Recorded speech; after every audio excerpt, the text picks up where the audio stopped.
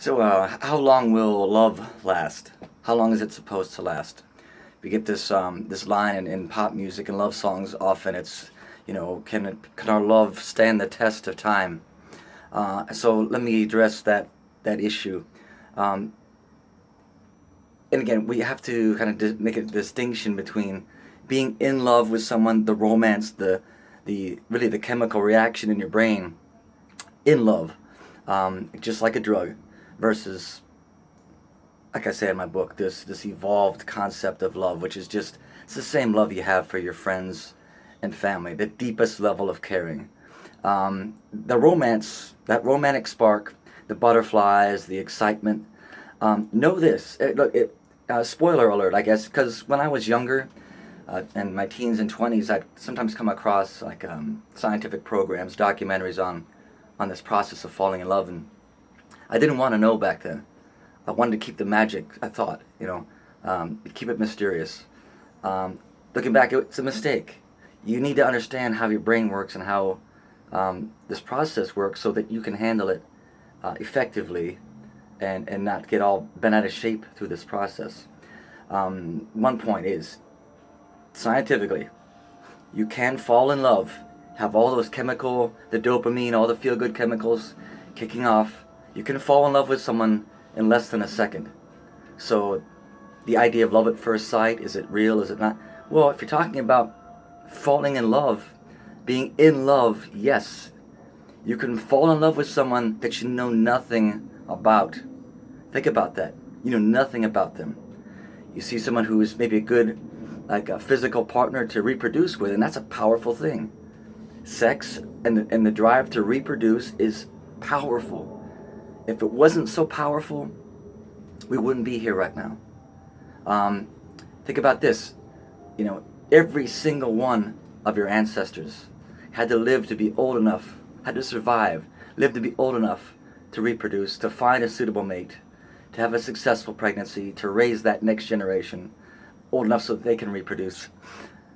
All the way back to the beginning of life on planet Earth. And I think when you look at it that way, it's pretty astounding. This need for the universe to replicate, it's powerful. Um, and it's fun. Look, I love falling in love. It's awesome. I love that in infatuation. Um, I love lust. I don't see lust as a bad thing at all. It's basically the same, not quite the same thing, I guess. It's a little bit different thing than falling in love and lusting after someone. But nothing wrong with that feeling. And even if it's, you have it for someone who's inappropriate, that's okay too, because it's not a choice. It's automatic. It's the actions you take based on those feelings. That's where you differentiate, like, I guess crossing a line, but there is something wrong with that. You can have all the feelings you want for anyone, but the moment you start doing things that are going to hurt someone else or someone else's family, then that's where the problem begins. And I think it's important to make that distinction because I don't want people carrying this guilt. You shouldn't feel guilty for being attracted to anyone. Even I think being attracted to kids, if that's what nature made, you're not a bad person. It's not a choice. I get that. By removing that guilt, now we can deal with it in a healthy way. I think keeping this pent-up guilt only fuels, in a twisted way in our brain, it fuels the desire to take action. So yeah, carrying those guilty feelings is not productive. We need to give each other some forgiveness for our feelings.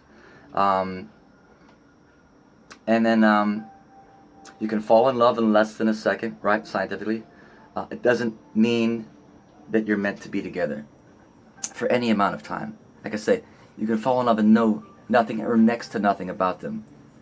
People, I think, so often confuse that. Well, they call their mom. I just met the girl I'm gonna marry, and you saw her for a minute. I mean, or it's really crazy when you understand the science, but we are so misled, uninformed, I think, in the dark about this process, and not very thoughtful about it either. Um, And for me in my life, I've fallen in love, and the one I fell the hardest for, in terms of that infatuation, was the worst match for me. Um, but at that point in my life, when I was young, I didn't have it all together. I didn't understand this process, and I was that naive because I didn't know the science. And thinking that when I saw her and all the sparks of this powerful drug, it is a drug. A lot of times songwriters make that analogy. It's perfect. Love is a drug.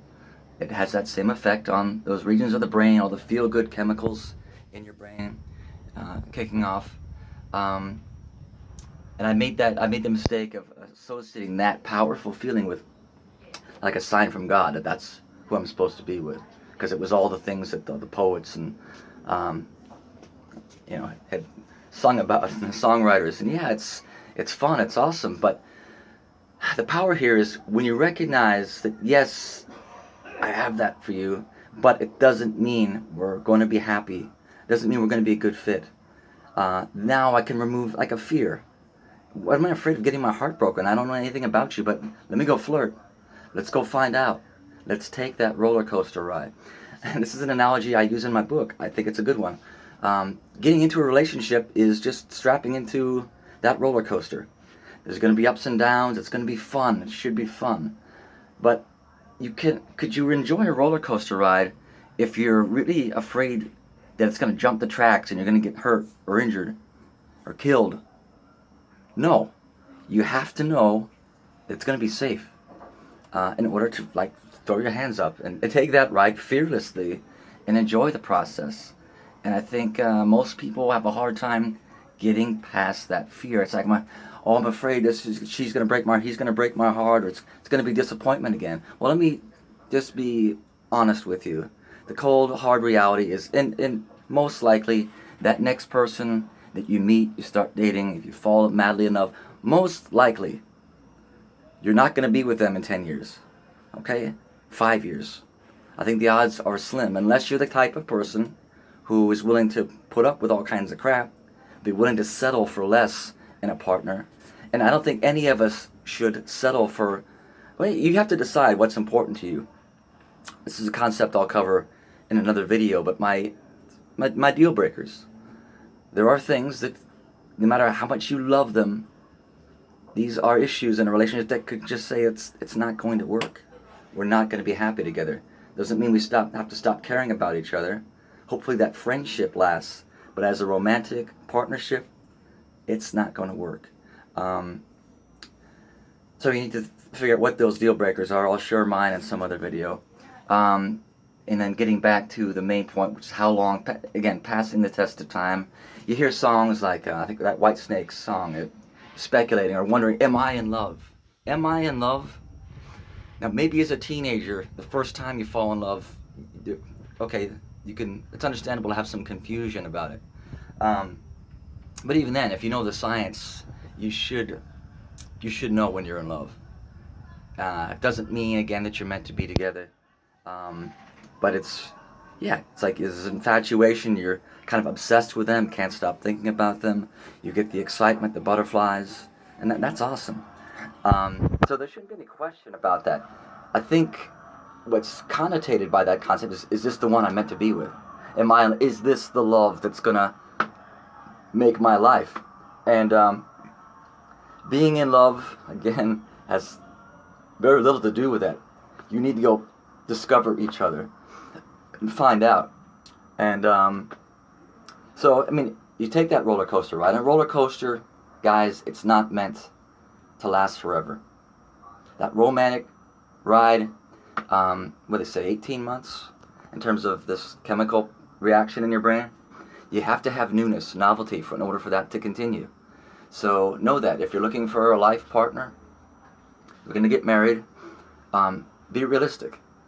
The romance, you can work at rekindling it, but what you're signing up for basically is a partnership, a friendship. Hopefully someone who's going to support you. You have good conversation and similar life goals. There's a lot of areas, elements that I require in a relationship in order for it for me to be happy, for me to feel like it's successful. And a successful relationship has nothing to do with the time. I may have been in a relationship for 5 years with someone, but it was awful. Um, I'm not saying I have. I've loved all my relationships because when it's not right, then I jump out. Um, so like I say, I mean, you have to have fun together, laugh together. You know, sex is an important factor for me anyway. Um, I need someone who's a little bit on the wild side. Um, Again, good conversation. I think similar values. Um, the idea is that we grow together. That we learn from each other. Did we learn about ourselves? Did we learn about another perspective? Then that's a successful relationship. Whether that was for a week, 6 months, 6 years, um, the time frame is irrelevant.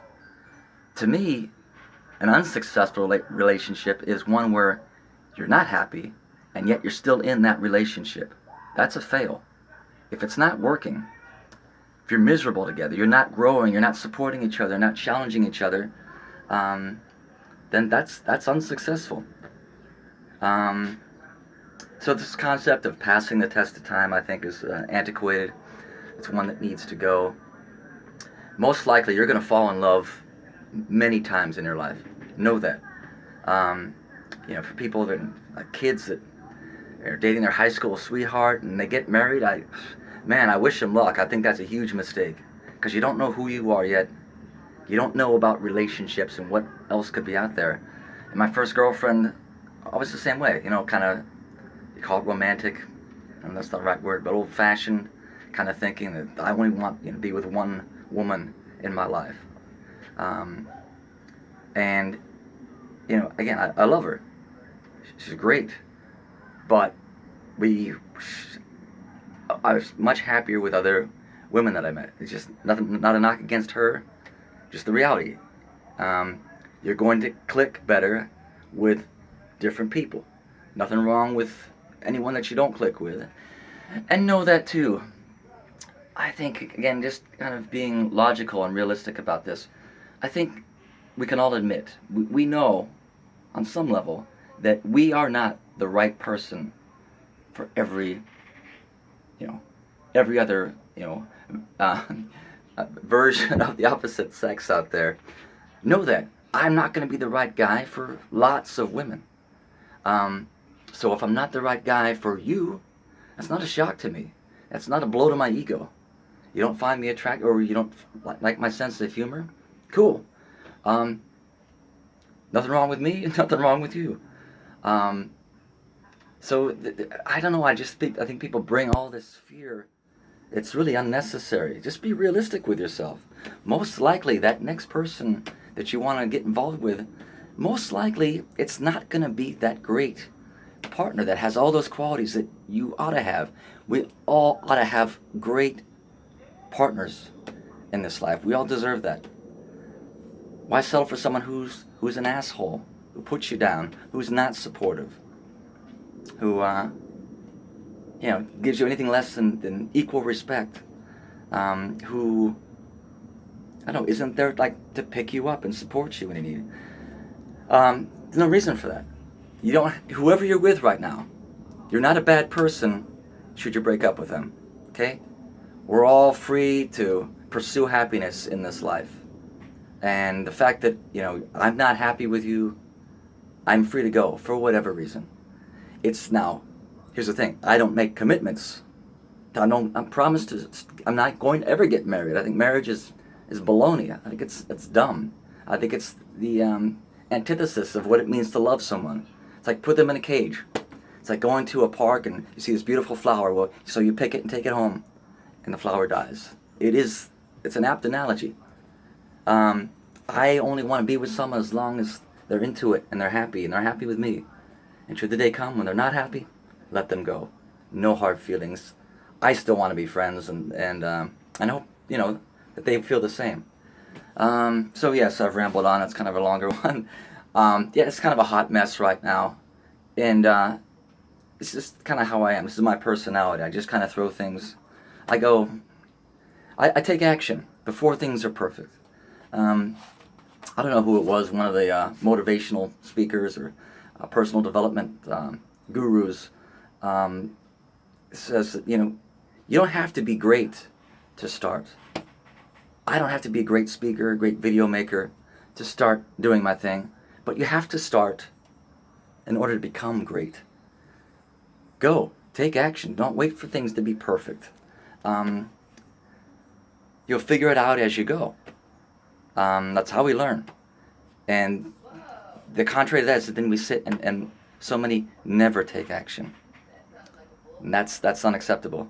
All right, guys. So if you're friends of mine, help share the videos. I'm not so concerned about selling the book. I made it available basically as close to free as I could. But I would love to be just a kind of a voice speaker on this topic, helping people have better relationships. If we can free that fear of love and bring more love to the world, then we'll have a better world to live in. All right, guys. Have a good day.